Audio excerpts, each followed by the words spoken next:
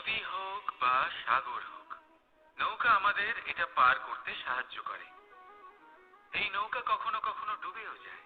এবারে এখানেই লুকিয়ে রয়েছে একটা শিক্ষা। অটল জলে এই নৌকা থাকে, তবুও ডুবে যায় না।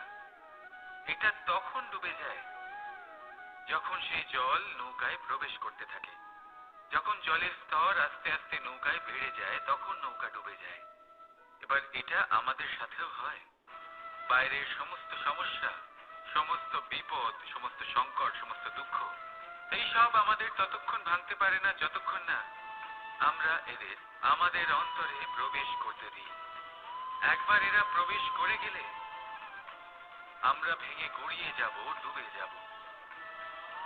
এই মনে আগেই প্রেম আর বিশ্বাস ভরে ফেলুন। জীবনে যত বড় বিপদই আসুক না কেন, আপনাকে কখনো ভাঙতে পারবে না। রাধা রাধা। এই গাছ আমার কাছে অত্যন্ত প্রিয়। আমি এই গাছটাকে ভীষণ ভালোবাসি।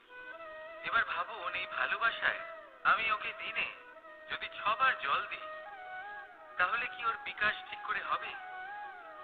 এটা কি ওর জন্য ভালো হবে? কখনোই নয়। এর শিকড় পচে যাবে। এর শিকড়ের জল গ্রহণ করার ক্ষমতা শেষ হয়ে যাবে।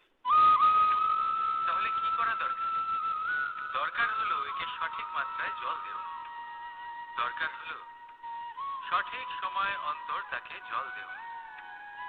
দরকার হলো একে সূর্যের তাপও সহ্য করতে হবে। দরকার হলো প্রতিটা কাজ যেন পরিমাণ মতো হয়। এবারে এই ভুল বেশিরভাগ মাতা পিতাই করে ফেলে। নিজের সন্তানকে এতটাই ভালোবেসে ফেলেন, আর তাতে সন্তানের প্রতিটা ইচ্ছে পূরণ করেন। তারা প্রত্যেকটা জিনিস তাদের দেন, প্রতিবার তাই করেন। আর এইভাবে সন্তানের বিকাশে নিজেই বাধা হয়ে ওঠেন। এরকম করবেন না। এই যাত্রা আপনার সন্তানের। এই যাত্রায় আপনার সন্তানকে অনেক কিছু শিখতে হবে। নিজের ক্ষমতায় কাজ করতে হবে তাকে। করতে দিন। একটা অত্যন্ত গুরুত্বপূর্ণ কথা বলবো আপনাদের, তা আপনারা মনে রাখবেন। প্রেম আর শত্রুতা অধিক হয় তাহলে তা ক্ষতিকর। প্রতিটা বিষয় সমতা বজায় রাখুন। আর আমার সাথে ভালোবেসে বলুন, রাধা। কখনো আপনি কোনো কুমোরকে দেখেছেন যারা মাটির পাত্র বানায়?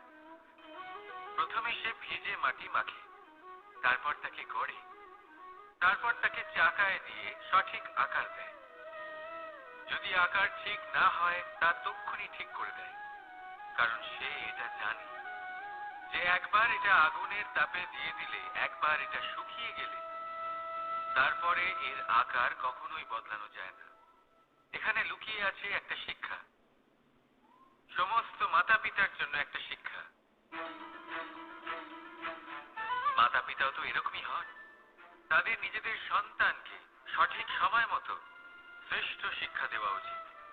মাতা পিতা যেন কখনো তাদের বিধাতা না হতে চান, কিন্তু প্রতিটা মুহূর্তে সবসময় চেষ্টা করুন তাদের সঠিক পথ দেখানো। কখনো কোমলতা দিয়ে, কখনো ভালোবাসা দিয়ে, আর কখনো কঠোর হয়ে। তার জীবনকে, তার ব্যক্তিত্বকে আকার দেওয়ার চেষ্টা করুন।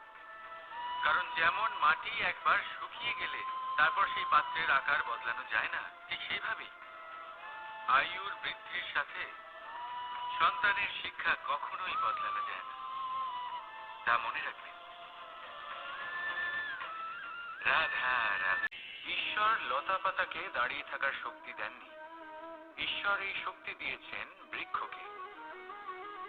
এই লতা পাতা বৃক্ষের সাহায্যে দাঁড়িয়ে থাকে, তাতেই বিকশিত হয়।